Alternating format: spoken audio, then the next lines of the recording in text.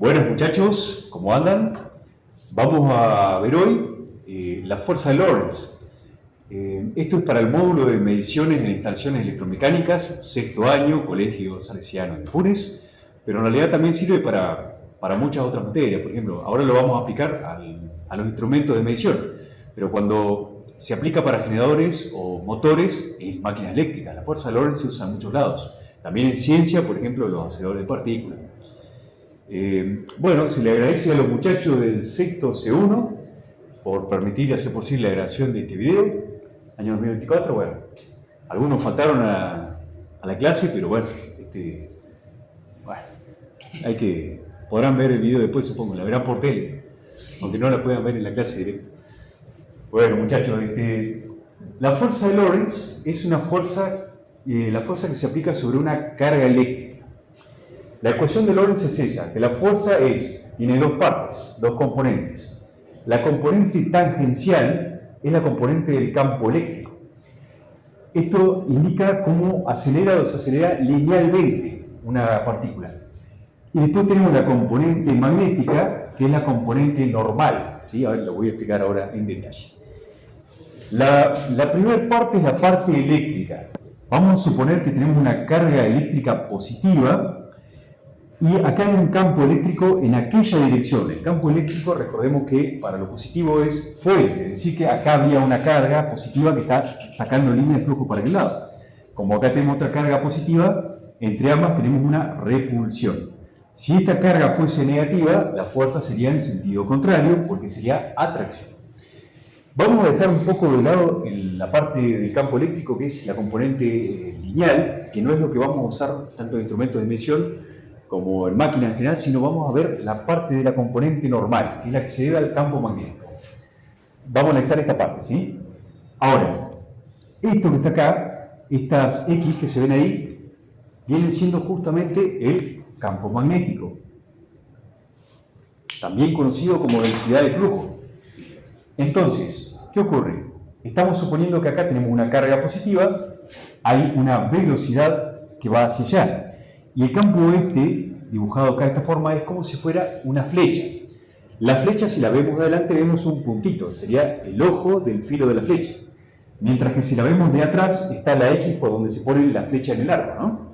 Entonces, esta X significa que estas líneas de campo magnético están entrando en el pizarrón. Acá vamos a usar lo que se lo conoce como la regla de la mano derecha, donde B va a ser mi dedo índice, que estaría apuntando en aquel sentido, y la B larga es el campo magnético, que sería mi dedo mayor. Entonces, velocidad, dedo mayor entrante, la fuerza me da positiva, para arriba, mi pulgar, ¿sí? Fíjense, entonces, velocidad, índice, campo magnético, dedo mayor, resultante, pulgar, ¿sí? Regla de la mano derecha. Entonces, en este caso, nos estaría dando una fuerza resultante acá hacia arriba, les estaba diciendo, ¿sí? Sería una fuerza resultante hacia arriba. Ahora, en general, lo que ocurre es que no se están moviendo las partes de los protones en un núcleo, sino que lo que se mueve son electrones. Así que en realidad esta carga, en vez de ser positiva, suele ser negativa, porque es justamente la que se mueve, estamos hablando de velocidad, ¿sí? La que se mueve es una carga negativa, como vamos a ver ahora en un ratito. Entonces, si la carga es negativa, vamos de vuelta. Velocidad, ¿sí? Campo magnético entrante, fuerza para arriba, pero como la carga es negativa, hay un menos en esta carga, es decir que para abajo, ¿sí? Resultante, fuerza para abajo.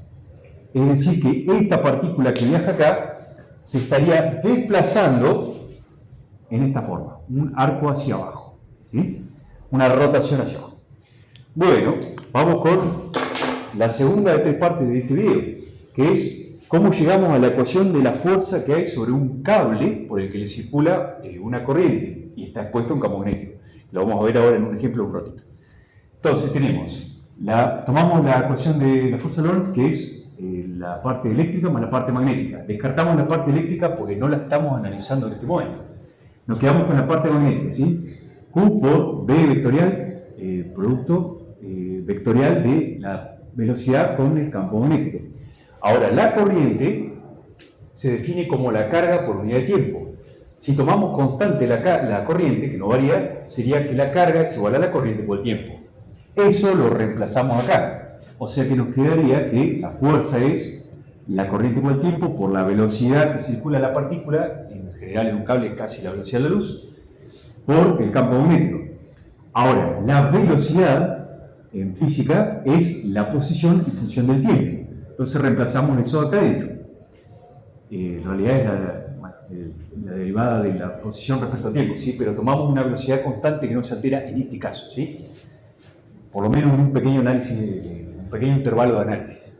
Entonces reemplazamos esto que está acá, la velocidad por el espacio sobre el tiempo. Entonces tiempo lo puedo simplificar y me quedaría que sería la corriente por el espacio recorrido, vector, ¿no?, por el campo magnético. Ahora, vamos a tomar una simplificación más, que la corriente no es variable, sino que es constante, como les había mencionado por acá. Entonces, I mayúscula, no I minúscula, corriente constante. L sería el espacio recorrido, más bien dicho, el largo del cable del que estemos hablando. Y finalmente el campo magnético es un campo magnético externo que va a provocar el movimiento del cable, o del instrumento de medición, o del motor, o del generador. Entonces esta es la ecuación a la que queríamos llegar, que es la fuerza magnética sobre un conductor por el que circula una corriente I. Vamos al segundo. Bueno, vamos a la segunda parte de la experiencia, que les voy a mostrar cómo actúa la fuerza magnética sobre un conductor por el que circula una corriente. Entonces, para eso vamos a necesitar algunas partes, ¿no? Primero que nada, una fuente, esto es un cargador de batería, o sea, una fuente de corriente, de mucha corriente, la vamos a usar encima al máximo. Casi un cortocircuito en algunas partes. Después le robamos temporalmente los imanes permanentes al grupo del evitador magnético. Acá tenemos un reóstato. Esto es una resistencia variable que la vamos a usar. En este caso, cuando esté este lado va a estar al máximo, teniendo unos 25 ohms, y a medida que lo vayamos girando hacia este lado va a ir disminuyendo, de hecho hasta cero cuando esté ahí. Luego tenemos, bueno, un conector que es el positivo de la fuente. Este otro cocodrilo está conectado al cable y después va al negativo de la fuente. Bueno, vamos a observar el carácter vectorial de todo esto, ¿sí? Primero que nada, le damos potencia. Es casi un cortocircuito, ¿sí? Entonces, fíjense que yo les digo, la velocidad estaría viajando en aquel sentido, perdón, vamos de negativo a positivo la corriente física, así que en aquel sentido sería la velocidad. Me va a dar el campo magnético, que puede ser para arriba si es norte o para abajo si es sur. Entonces la fuerza me va a dar para allá, en el primero de los casos observemos los deditos, ¿sí? Velocidad, campo magnético, fuerza, en un caso va a ser para allá y en el otro caso sería velocidad, campo magnético, fuerza en el otro caso. Entonces, bueno, fíjense, acá no tenemos nada, ¿sí? Porque hay muy poca corriente, pero a medida que le voy dando más corriente, fíjense, si hay un desplazamiento hacia allá adentro, ¿ven? Ahí se movió, ¿ven? Ahora lo que vamos a hacer es cambiarle la polaridad y vamos a ver que el desplazamiento va a ser en sentido contrario. ¿Están viendo? Sentido contrario. Ahí se ve, sentido, la fuente ya está activa. Y ahí se puede observar el carácter vectorial de la fuerza magnética sobre un conductor, como les vengo diciendo, fuerza de Lorentz.